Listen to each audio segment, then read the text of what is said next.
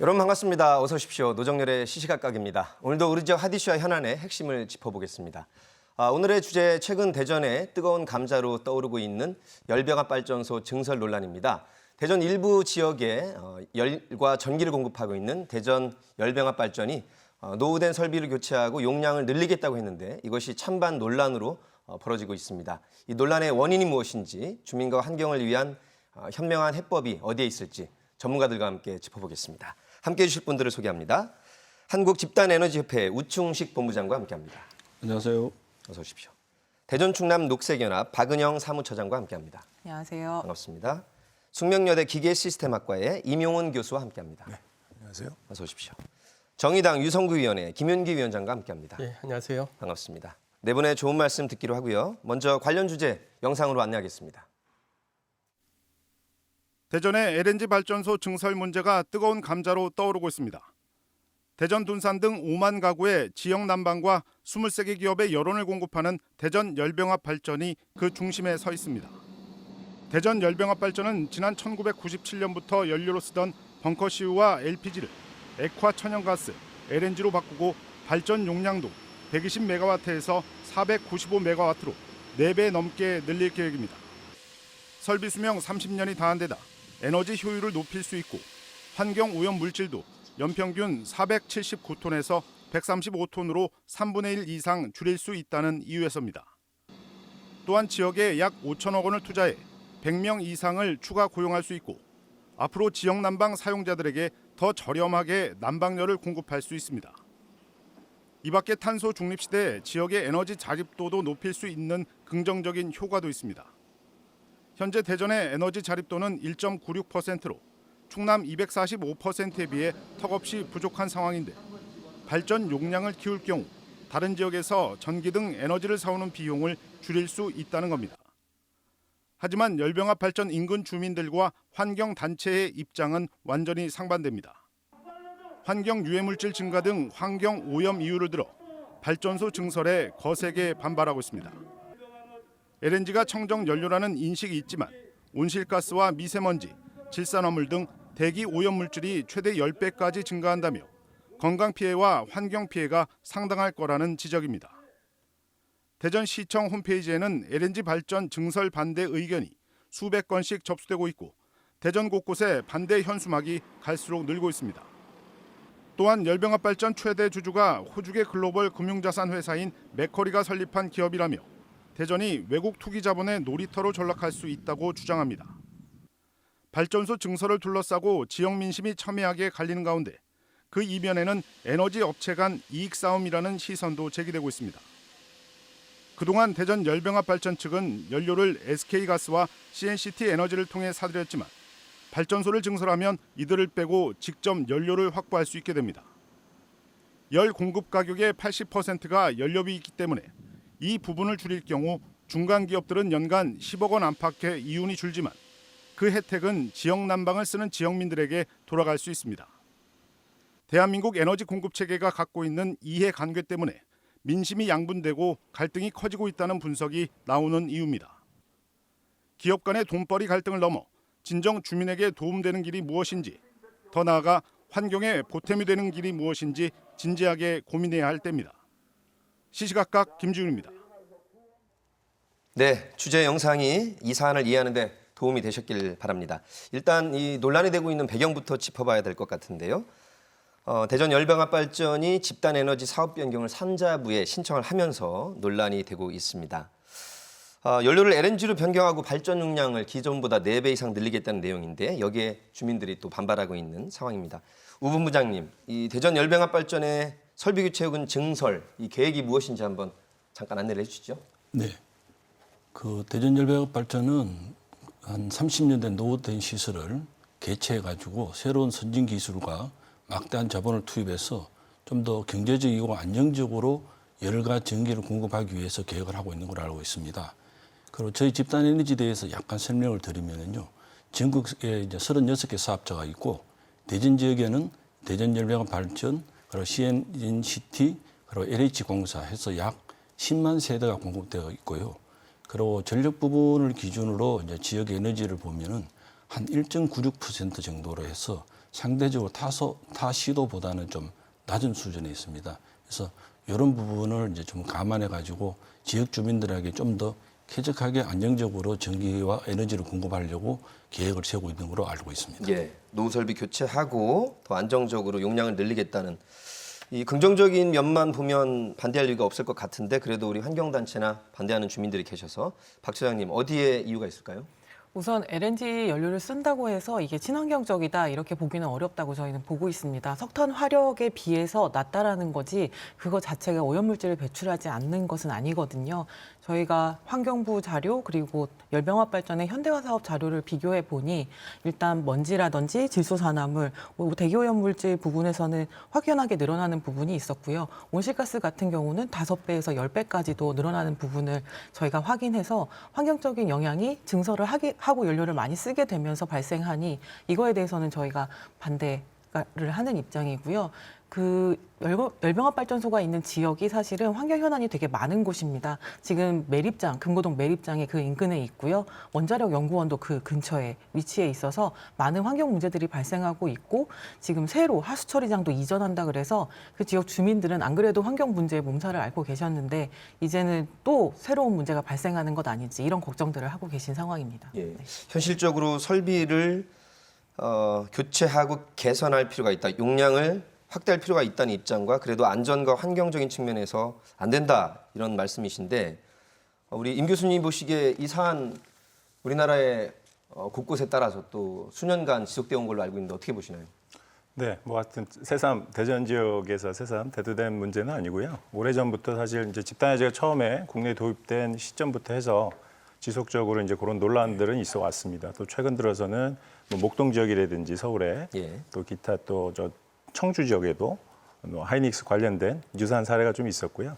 그래서 사실은 전반적인 그런 내용에 있어서 아까 이제 박 차장님께서 말씀하신 것처럼 완전한 신재생 에너지 대비해서 완전한 청정한 대안은 아닌 것임에는 분명히 합니다. 왜냐하면 기본적으로 화석 연료를 사용한다는 것은 온실가스를 배출할 수밖에 없고요. 여러 가지 환경 오염 물질을 배출할 수밖에 없기 때문에 단지 저희가 이제 탄소 중립이나 이런 것들이 한참 여기가 논의가 되고 있는데 신재생 에너지로 가야 되는 정답은 정해져 있지만 저희가 중간 과정에서 반드시 좀 거쳐야 되는 그런 과정이라고 생각을 합니다. 예, 중간 과정으로서는 필요한 측면도 있다라는 말씀이시고 김인규 위원장님, 우리 지역 현안에 늘 관심 많으신데 이 사안 어떻게 보시나요?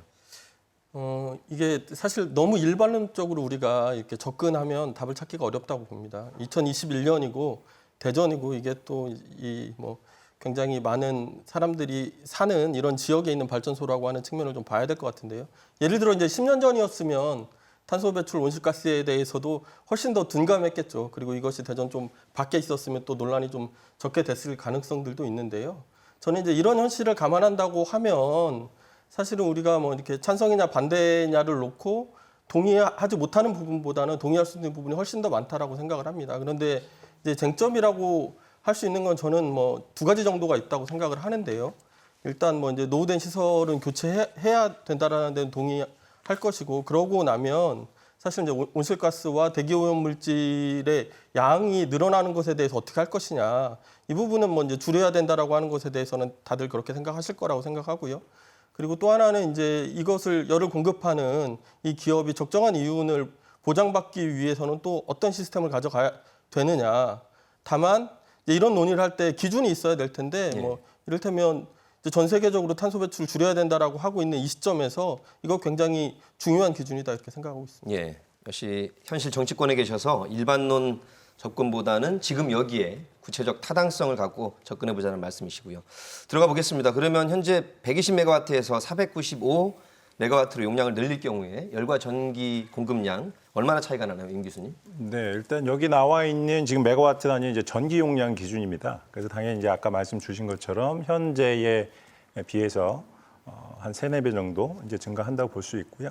단지 이제 저희가 이제 시스템 자체가 좀 바뀝니다. 기존에는 지금 그 스팀 터빈이라고 해서 우리가 이제 단순히 스팀을 이용해서 그냥 발전만 하는, 그리고 거기서 남는 열을 회수해서 열 공급을 하는 방식인데 비해서 지금 새로 이제 고려하고 있는 건 이제 복합 화력 발전 방식이거든요. 예. 그래서 먼저 가스 터빈을 한번 돌려서 전기를 한번 생산하고 다시 그 버리는 열을 스팀 터빈 한번 더 생산하니까 당연히 이제 전기량이 더 많아지겠죠, 그죠? 그렇지만 전기량이 많아지는 대신 열은 조금 더 덜 나오는 그런 상황이 되겠고요. 그래서 지금 전체적인 그 대전 열병합 발전의 설비 구성 계획안을 보면 전기 용량은 지금 말씀드린 용량대로 증설이 되고요. 열 공급 용량은 거의 동일하게 유지가 됩니다. 그 얘기는 아까 열이 조금 덜 나오는 부분하고요.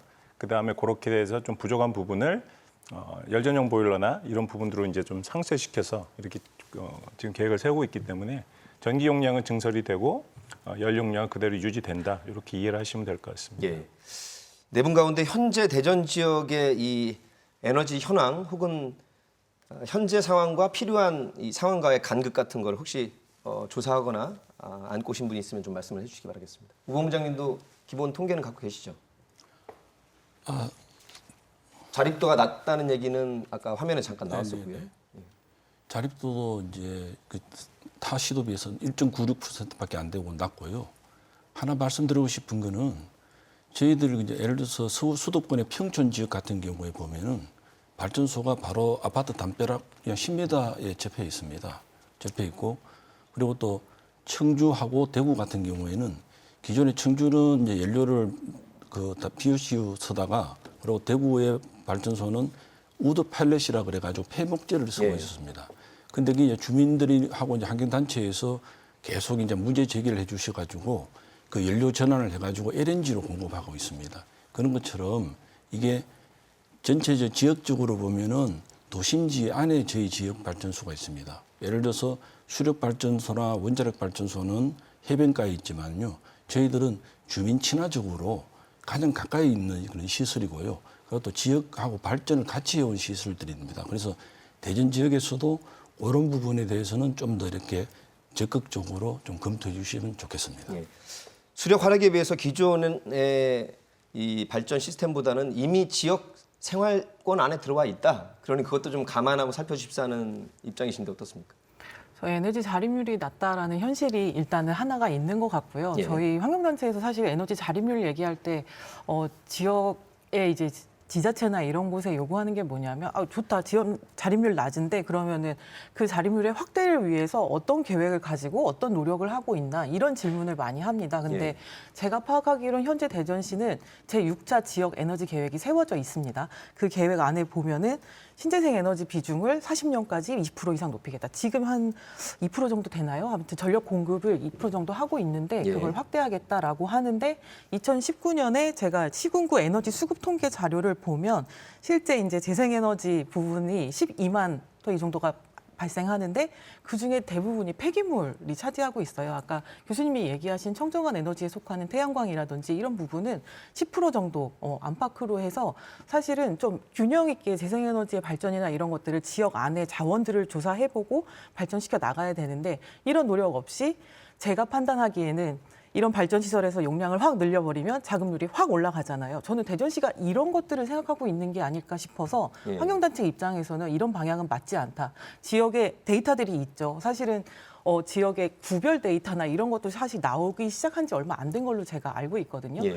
이런 지역 데이터들을 다 조사해보고 우리 지역에 적합한 방식은 어떤 것인지, 저는 대전시가 이런 얘기를 해나가기 시작하면 그 안에서 이 문제도 저는 풀 수 있다고 보고요. 다양하게 우리 지역민들의 이야기를 들을 수 있다고 생각하는데 이 부분이 되지 않는 것이 가장 답답한 부분이 있습니다. 예, 저희가 토론 안에는 담겠지만 오늘은 공공기관의 주체는 저희가 모시지는 못했습니다. 네 분과 일단 토론을 진행을 해볼 텐데, 임 교수님, 이게 시장 영역에 완전히 맡겨둘 수 있는 그 에너지 현황인 것인지, 지금 말한 산업자원부, 대전시, 분명히 공공기관도 연결이 되는 지점인데 어떻게 풀어나가는 것이 좋겠다고 일단 먼저 한번 말씀해 주시죠. 근데 전체적인 추세는 사실은 이런 전력이나 그러니까 에너지 시장 자체, 분야 자체가 굉장히 전 세계적으로 사실은 굉장히 중요한 에너지 안보하고 직결된 문제이기 때문에 쉽게 이게 민영화하기는 쉽지 않은 부분입니다. 예. 그래서 이제 궁극적으로 그런 방향으로 가긴 하겠지만, 특히 우리나라 같은 경우에는 사실은 어떻게 보면 아일랜드 같은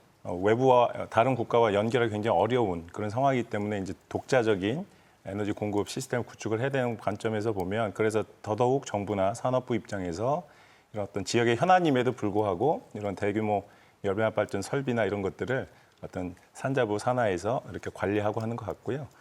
그렇지만 이제 이런 것들이 이제 향후에 지금 현재 정부에서 분산에너지 활성화 로드맵을 수립을 하고 있습니다. 그 내용 중에 주요한 내용 중에 하나가 어떤 지역에서 필요한 에너지를 지역에서 생산해서 쓰는, 즉 자립도를 좀 높이는 방향의 정책을 지금 방향을 수립을 했기 때문에 향후 이제 각 지자체별로 뭐 대전시를 포함해서 기존과 다른, 즉 지금 전력 수급을 대부분 지금 그냥 국가 그리드망에서 지금 공급을 받고 있는데 앞으로는 지역의 에너지에 대한 문제는 지역이 좀 일정 부분은 이제 스스로 해결을 하라는 이제 취지거든요. 예. 그런 입장에서 보면 대전시도 조금 지금보다는 훨씬 더 적극적으로 좀 또 주민들이 수용할 수 있는 그런 수용성을 감안한 에너지 정책을, 지역 에너지 정책을 수립을 해야 된다고 봅니다. 예.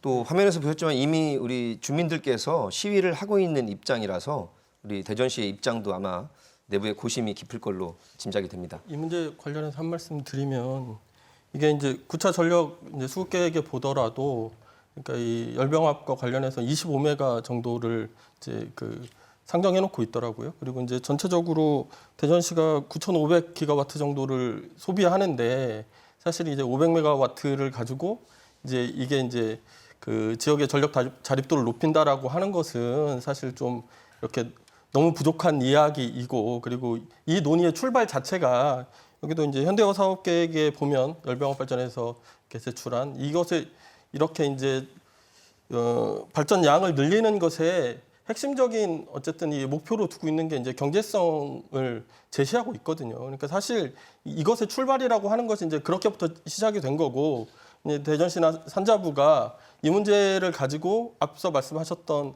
이제 지역의 에너지 자급도를 높인다던가 분산한다던가 이런 목표를 전혀 갖고 있지 않기 때문에 좀 약간 다른 측면의 논의가 아닌가 싶습니다. 예. 지금 말씀을 해주셨는데 이게 이제 전기 생산량을 늘려서 이 사업 주체의 수익을 창출하고 또 공학적으로 보면 지역 에너지 사업자들 간의 이권 다툼에서도 촉발된 것 아니냐 이런 또 분석이 있어서 어떻게 보십니까? 그 사업자가 이제 예를 들어서 용량을 늘려 가지고 더 수익을 올리려고 그런 출발은 아닌 것 같고요. 그거는 이제 전력 시장을 우리가 약간 들여다보면은 현재 전력 시장에서 경쟁하는 사업자들은 대부분 다 고만한 크기예요. 그리고 여기 이제 현재 기술이 또 그 정도 수준에 와 있고, 그렇기 때문에 우리가 경쟁을 하려 그러면은 덩치가 비슷해야만이 이제 전기 생산을 해가지고 판매를 잘할 수 있는 그 점이 있는 거고 있고요. 그런 의미에서 이게 일종의 고육지책이지 이게 뭐 꼭 200짜리 해도 되는데 400에서 돈을 더 많이 벌겠다. 그건 절대로 아닙니다. 아니고, 그리고 또 하나 말씀하신 지역 에너지 간의 관계는 그래서 어디 보면은 이제 저희들하고 도시가스하고는 약간 경쟁업체입니다. 지역 난방을 두고요. 난방을 두는데 또 연료 공급으로 두고 보면은 아까 VCR 화면에도 나온 것처럼 실질적으로 지역민한테 혜택이 돌아가는 것은 그만큼 도매 공급 비용하고 소매 공급 비용이라는 용어가 있는데요. 예를 들어서 이제 100메가 이상 발전을 하게 되면은 가스공사로부터 직접 받고요. 100메가 미만 작은 회사는 이제 도시가스로부터 받습니다. 그러다 보니까 이제 그 차익이 그만큼 이제 지역 주민한테 돌아간다고 봐야 되는 거죠. 그리고 또 역으로 보면은 지금까지 도시가스 사업자들이 반대해가지고 기존에 그런 부분들이 혜택 못 본 부분들도 어디 보면은 뭐 기회 손실이라고도 볼 수도 있습니다. 예. 또 한 가지 잠깐 화면에서 등장했던 민자 사업과 관련한 이 폐해 중에 한 가지로 거론될 때 꼭 등장한 그 낯익은 이름이 있습니다. 이 대전 열병합 발전의 실질적 소유진 외국계 자본 맥쿼리가 등장을 하는데 먹튀 논란 뭐 이것까지도 제기가 되고 있는 상황입니다. 어떻게 보시는지 한번 짚어주시죠. 예, 뭐 어쨌든 어떤 자본이든 간에 기업이 이윤을 내려고 하는 건 뭐 이제 당연한 일이라고 생각을 하고요. 다만 이제 맥쿼리라고 하는 것이 이제 이명박 정부 때 들어오면서 이제 특히 이제 교통을 중심으로 해서 기간 산업 뭐 이런 데 많이 들어왔고, 이것이 이제 작동하는 과정에서 불신을 많이 쌓은 거죠. 여기 대전만 하더라도 이제 갑천 고속화도로나 이제 서해안 논산간 민자고속도로 뭐 이런 걸 맡아서 했었는데 이제 이런 과정에서 굉장히 불신이 많이 쌓였던 건 사실인 것 같습니다. 근데 어쨌든 뭐 이제 기업이 이윤을 추구하는 문제와, 그런데 이런 정책을 결정할 때의 기준은 그러니까 우리 사회가 갖고 있는 그 사회적 과제가 있고 사회 전체 공동체 구성원의 이익이라고 하는 게 있습니다. 그래서 사실은 무엇을 기준으로 아까 이제 뭐 요금이 낮아진다 이렇게 말씀을 하셨는데 당연히 뭐 이제 요금을 부담을 해야 되는데 저는 요금보다 더 중요한 문제는 그 건강권과 이 탄소 배출에 있다고 생각을 하거든요. 그러니까 뭐 그 열병합 발전이 뭐 이제 세 가지를 검토를 했더라고. 기존의 전기터빈 방식을 유지하는 거, 300메가 이하를 도입하는 방식, 500메가 뭐 이렇게 했는데 경제성 500메가가 제일 좋고 그런데 저는 예를 들어 전기터빈을 하면 30년간 뭐 1,700억 원 정도의 적자가 있다라고 하는 분석이 있습니다. 그러면 이 적자를 어떻게 메울 것인가 오히려 저는 뭐 이제 공영화하는 게 좋다라고 생각하지만 당장 이제 시간에 문제가 있고 그 논의가 시간에 걸린다라고 하면 오히려 이런 부분을 해결하고 탄소 배출은 지금의 수준에 맞추는 것이 사회적인 어떤 과제와 사회 구성원들의 이익에 걸맞는 것이다 이렇게 보고 있습니다. 예.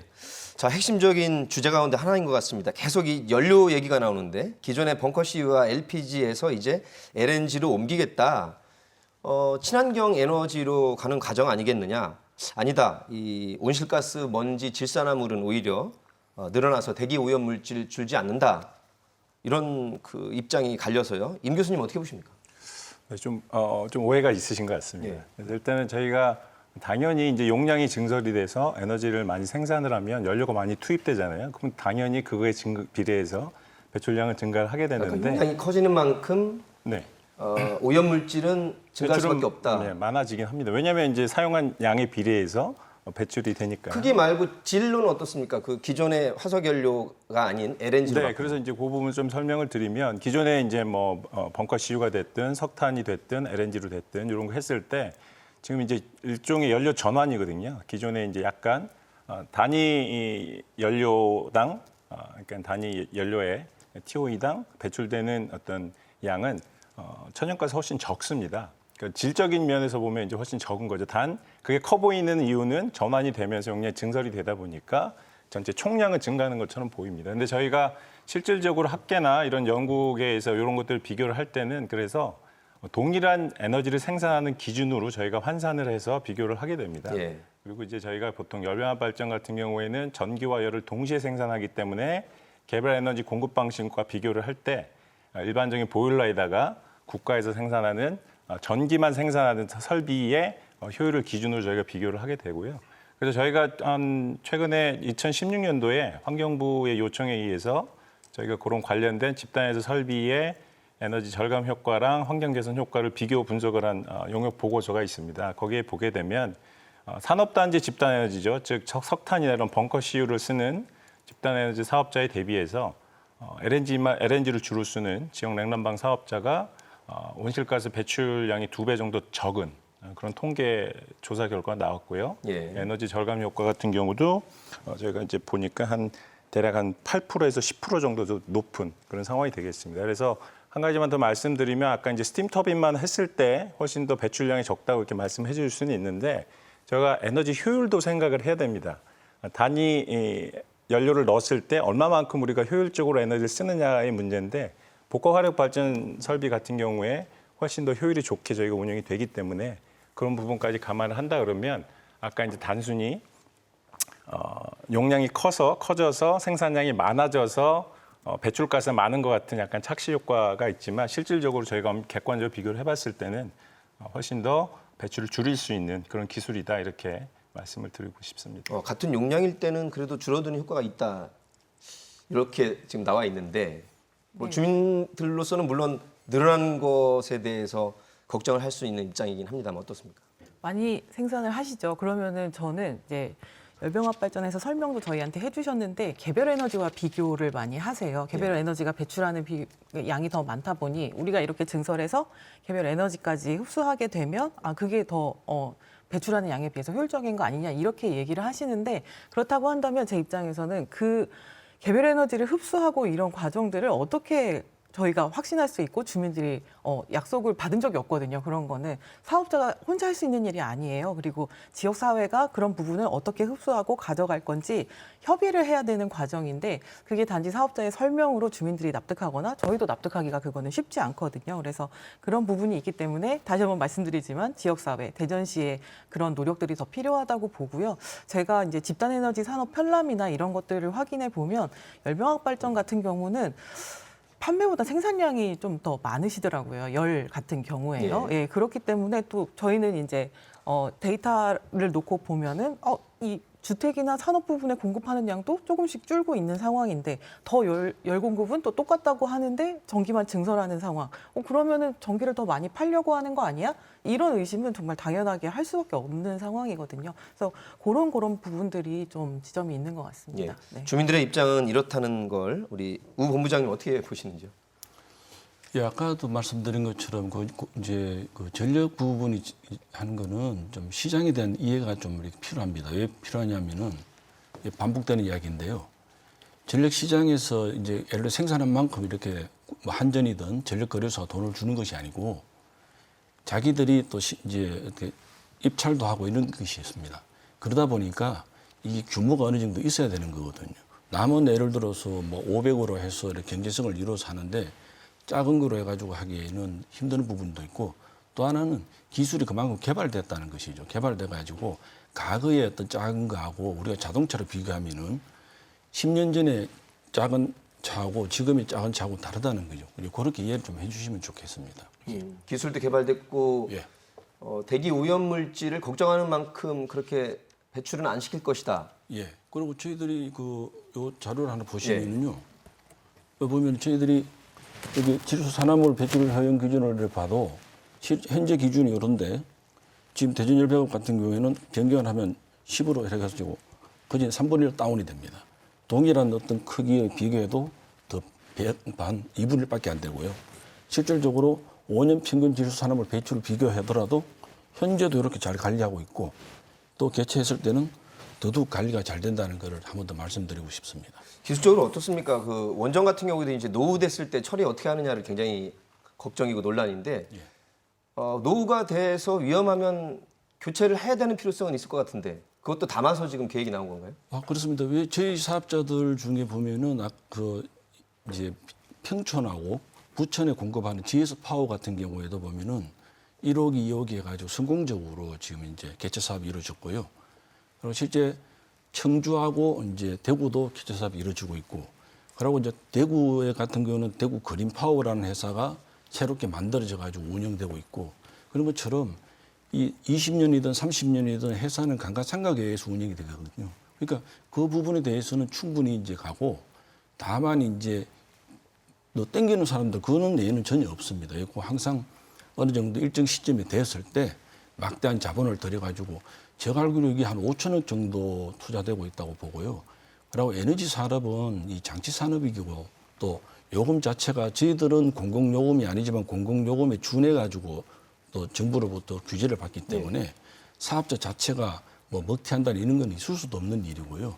하여튼 현재 시장, 전력 시장과 열 시장 내에서 서로 경쟁해가지고 규제적 측면에서 이렇게 공급하는 가격이 형성이기 때문에 그런 우려는 좀 안 하셔도 될 것 같습니다. 일반 시민 입장에서는 노후가 됐고 위험하다면 새 것으로 교체하는 건 당연한 건데 네네. 그렇다면 이제 4배 정도로 확대하는 그 수치가 네.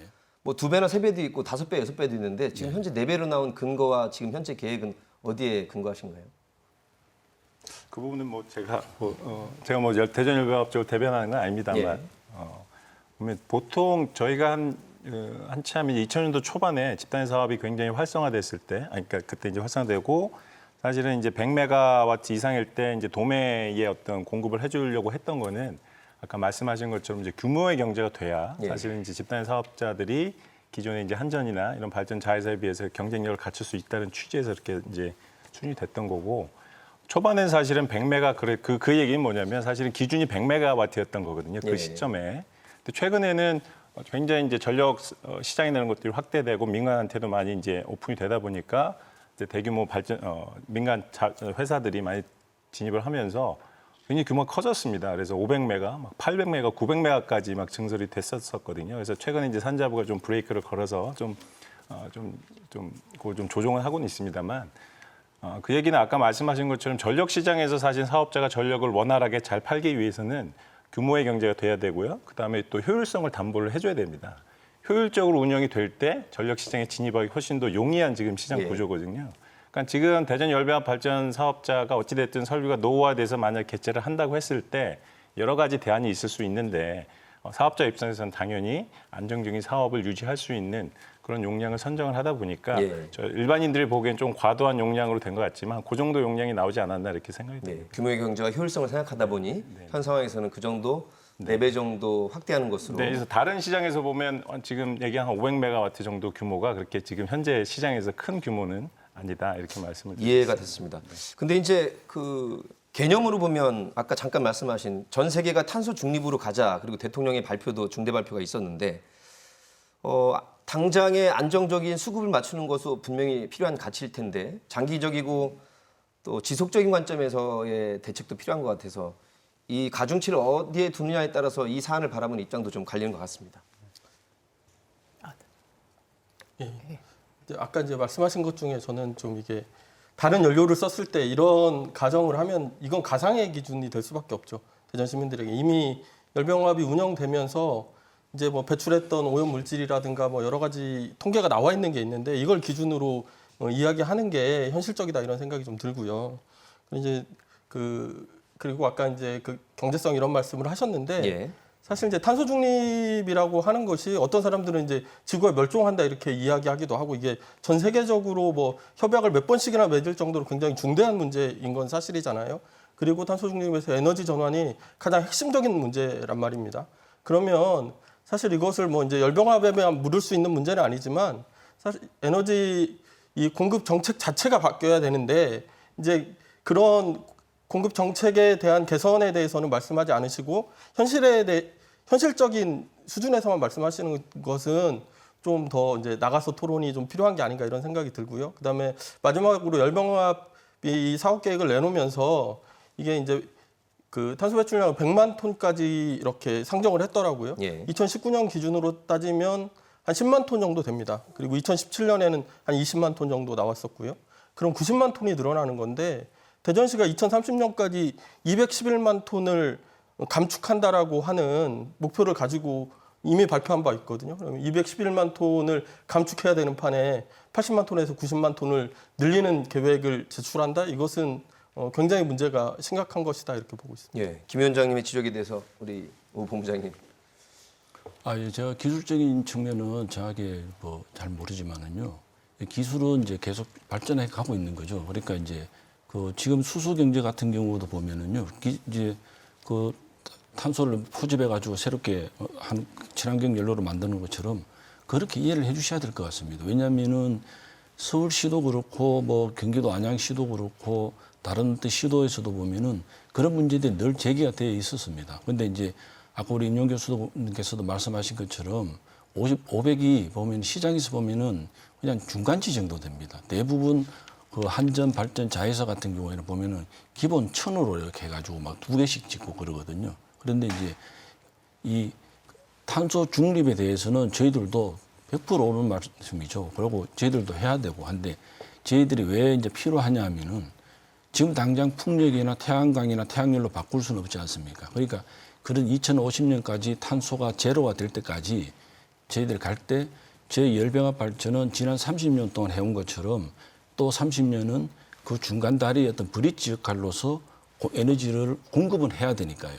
이제 그렇게 이해를 해 주셔야 될 것 같습니다. 그리고 그 브릿지 에너지라는 거를 저희도 환경단체도 이제 관심을 갖고 이렇게 이야기를 들어보면 그러니까 저희가 생각하는 건 브릿지 에너지지만 언제가 이것도 석탄 화력처럼 꺼야 될 불이라는 생각을 갖고 있습니다. 왜냐하면 화석 연료거든요. 그러니까 재생에너지의 방향이 지금 느리다 얘기하지만 뭐 저희는 빨리 가자고 얘기를 합니다. 왜냐하면 이 중간 브릿지라는 이유로 이 불들이 되게 늘어나기 시작해요. 지금 석탄화력발전소 30기 폐지한다는데 그걸 다 LNG 발전 이렇게 정부가 얘기하고 있는데 저는 과연 이 방향이 맞나라는 생각들이 있습니다. 지금 세계 가스발전 최종 투자 결정 용량 제가 이런 것도 좀 찾아봤는데요. 3년 연속 감소하는 추세예요. 그러니까 세계적으로도 여기다 이제 투자를 하지 않는다는 거죠. 그럼 이건 언젠가는 좌초자산이 될 것 같은데 그리고 LNG 자체가 이제 액화하고 연료하는 과정에서의 온실가스 배출, 비용 이런 부분까지 생각해 보면 사실은 재생에너지 가격이 유럽이나 이런 곳들은 이제 35%를 넘었대요. 그래서 석탄화력의 이제 발전 비중을 넘기고 이런 상황들 그리고 가격은 계속 떨어지고 그렇다고 하면 이런 발전들이 계속 앞으로 급속하게 늘어날 텐데 그거에 대해서 우리는 브릿지 에너지만 얘기하고 있을 거냐 이런 준비를 왜 더 빨리 하지 못하느냐 저희는 그런 질문을 할 수밖에 없습니다. 과정이라고는 하지만 그 과정이 또 언제 끝날지를 모른다는 우려신데 잠깐 짚었지만 임 교수님 신재생 에너지 비율이 높은 유럽 같은 경우에는 이 에너지 현황이 어떻습니까? 지금 이제 박 시장님 말씀 주신 것처럼 대표적인 나라는 이제 독일이나 덴마크를 제가 들 수 있을 것 같습니다. 덴마크는 저희보다 훨씬 일찍 선제적으로 지금 하다 보니까 지금 재생에너지 비중이 거의 한 56%에 육박을 하고 있고요. 독일 같은 경우도 최근에 30%를 넘어서 33% 수준을 유지하고 있고 사실 저희가 2040년 지금 현재 정부에서 추진하고 있는 게 대략 한 35% 정도 목표거든요. 그러니까 저희가 한 독일에 비해서 지금 한 30년 정도 한 20, 30년 정도 지금 뒤지고 있는데 그렇지만 그럼에도 불구하고 이제 그런 재생에너지, 신재생에너지가 보급이 확대되면서 최근에 집단에너지 사업의 역할이 좀 재조명되고 있습니다. 유럽 지역에서도. 그게 뭐냐면 이제 전력 개통 안정성의 문제거든요. 재생에너지가 청정한 에너지면 분명하지만 가장 큰 단점이 사실 전력이 단속적으로 발생을 하기 때문에 저희가 예측이 불가능하다는 거죠. 그러니까 국가 전력 수급 안정망을 관리하는 정부 입장에서는 재생에너지와 청정에너지면 분명하지만 그런 개통의 불안정성을 제거를 하기 위한 노력을 이제 병행을 해야 되고요. 그런 관점에서 보면 우리가 좀 상상하기 어려운 얘기였지만 잉여의 재생 전력이 발생했을 경우에 그런 것들을 열로 전환해서 저장해 놨다가 나중에 우리가 전력을 쓰지 않고 열에너지를 공급하는 그런 어떤 파워 투 힛 기술이라는 것들이 지금 한참 이슈가 되고 있는데 그런 열로 저장해서 우리가 활용할 수 있는 역할을 할 수 있는 게 바로 집단 에너지입니다. 그래서 지금 국내에서도 이제 그런 기술 거의 재조명을 받고 있고 지금 제주도 같은 경우가 좀 상황이 생각보다 심각하거든요. 제주도가 지금 재생에너지 비중이 한 12%, 13%를 지금 육박을 하고 있는데 이미 지금 발전 출력 제한이라고 하는 즉 풍력 발전을 할 수 있음에도 불구하고 전력 개통상의 문제 때문에 지금 발전기를 안 돌리는 거거든요.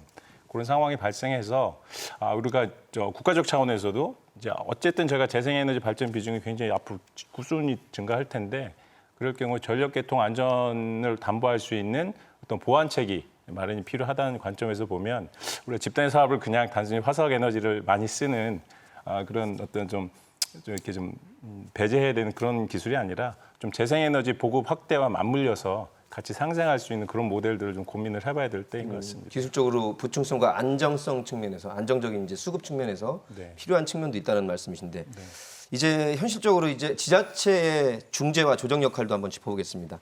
대구 시민들의 반대 또 우리 대전 시민들의 반대로 대구의 성서 또 대전의 평촌 LNG 복합 화력발전소 건설이 무산되거나 철회된 사례가 있기 때문에 지금 이 사안도 우리 주민들의 반대가 극심하다면 과연 진행이 될 수 있겠느냐 이것이 또 현실적인 이슈가 되고 있습니다. 허태정 시장은 입장문을 통해서 3가지 조건을 제시했습니다. 일단 공감이 형성돼야 된다. 발전 용량 증가가 왜 필요한지 명확한 이유가 제시돼야 된다. 또 그 증가에 따른 미세먼지, 온실가스 증가에 대한 감소 대책이 제시가 되어야 된다. 어찌 보면 너무나 당연한 이 조건을 또 제시해 주셨는데 어떻게 보시는지요? 네, 저희가 그 발표가 있고 나서 성명서를 발표했습니다. 그 얘기한 3가지 조건의 주어가 과연 누구이냐? 주가 누구냐? 주어가 누구이냐? 그거는 그 3가지 조건을 누가 해야 될까요? 저는 당연히 대전시가 먼저 점검하고 해야 될 일이라고 보지 그거를 산자부에 조건이랍시고 제시한다는 게 좀 이해가 되지 않았습니다. 허태정 시장이 브리핑하는 그날에도 주민들 저희 계속 요구했습니다. 시 차원에서 이런 자리 만들어라. 객관적인 이야기 들을 수 있게 하라 했는데 주민들 열병합 발전소 찾아가서 열병합 발전소의 설명 듣는 자리 갔습니다. 그런 얘기 주민들이 저한테 하시면서 도대체 대전시는 뭘 할 수 있는 거냐 이렇게 저한테 질문을 하셨거든요. 열병합에서 하는 증설이 지역에 어떤 영향을 줄지 우리가 6차 지역 에너지 계획이라는 게 세워져 있어요. 그럼 그 지역 에너지 계획이라는 틀 안에서 이런 것들을 주민들이, 시민들이 어떻게 봐야 될지 이런 자리를 주체적으로 만들어야 될 건 당연히 대전시인데 그런 걸 하지 않고 오히려 이런 식으로 이야기하고 있어서 저는 좀 문제가 심각하다고 보고 있습니다.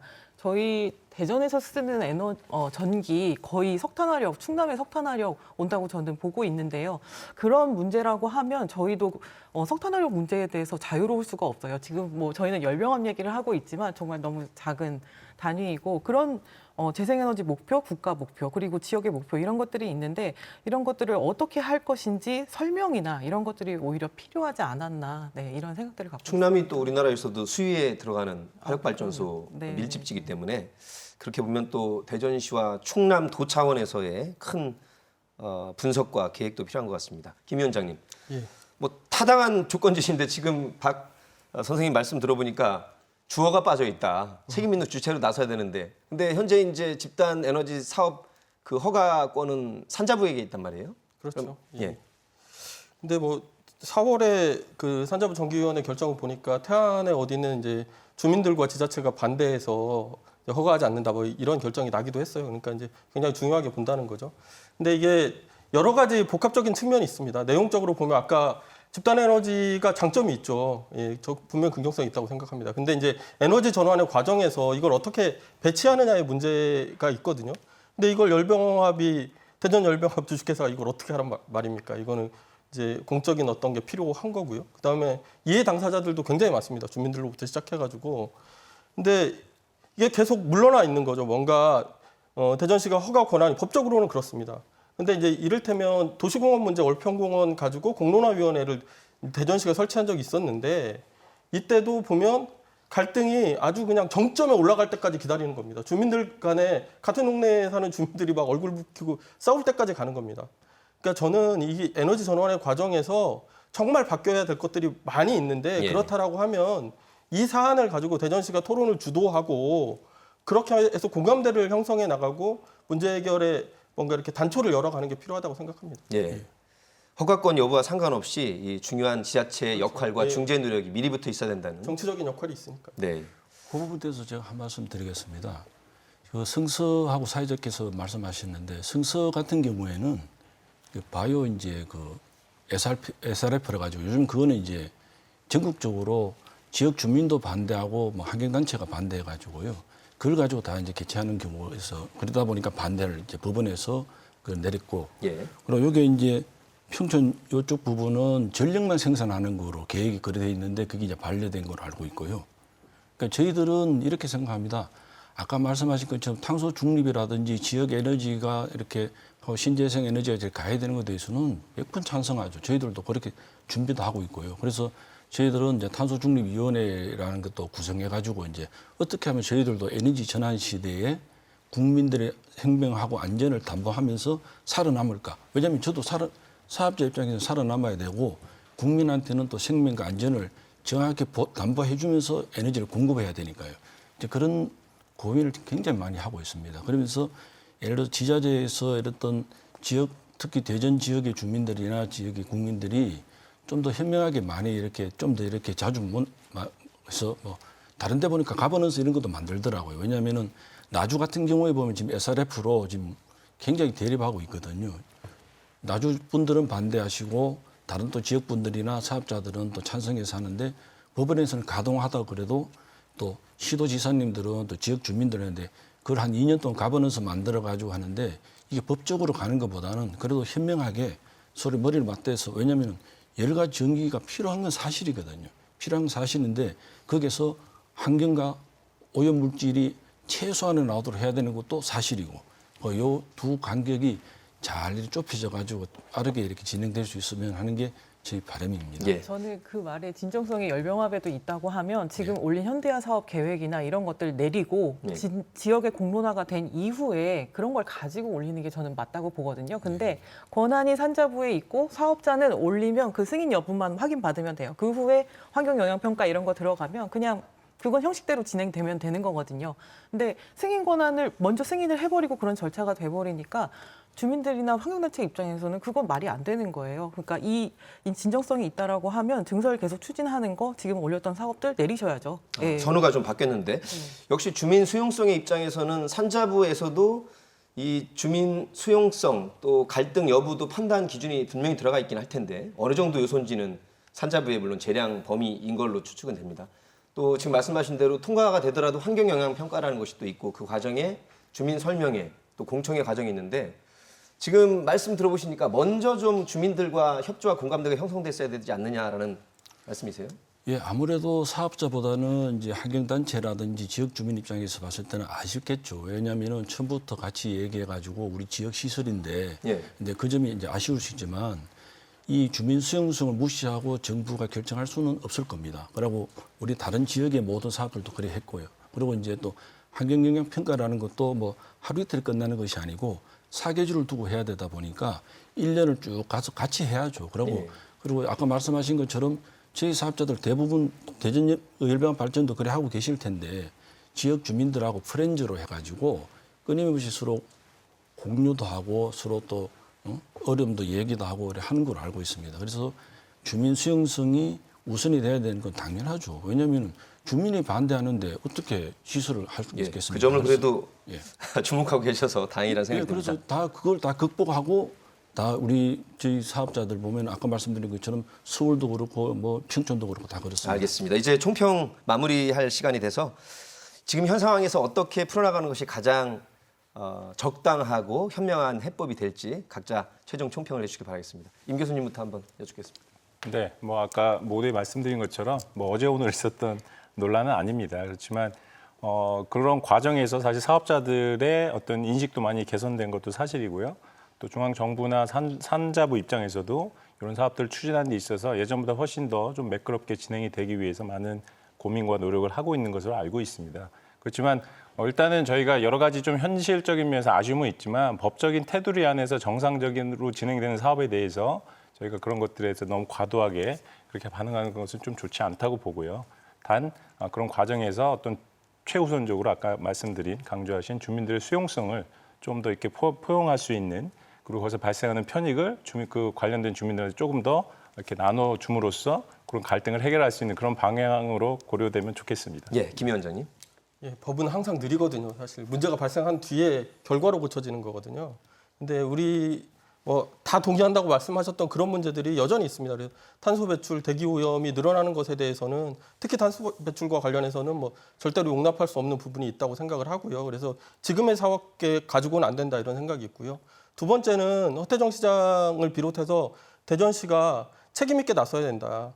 이 대전시가 나서지 않고서는 이 문제 해결되지 않고 특히 탄소 배출과 관련한 문제는 전혀 해결되지 않을 거기 때문에 뭐 이렇게 삼자처럼 법적으로 권한 없다는 이야기만 되풀이하지 말고 나서서 해결하시라 이렇게 말씀드리겠습니다. 예, 오 부장님. 예, 저는 하나 더 말씀드리고 싶은 거는요. 있어요? 예, 이게 저희들 그 똑같이 LNG가 이제 친환경 연료라는 걸 말씀드리고요. 뭐 근데 실제 개별 보일러와 저희 LNG 발전을 비교를 해보면은 이렇게 저희들이 4분의 1 정도 적게 배출한다는 걸 말씀드리고요.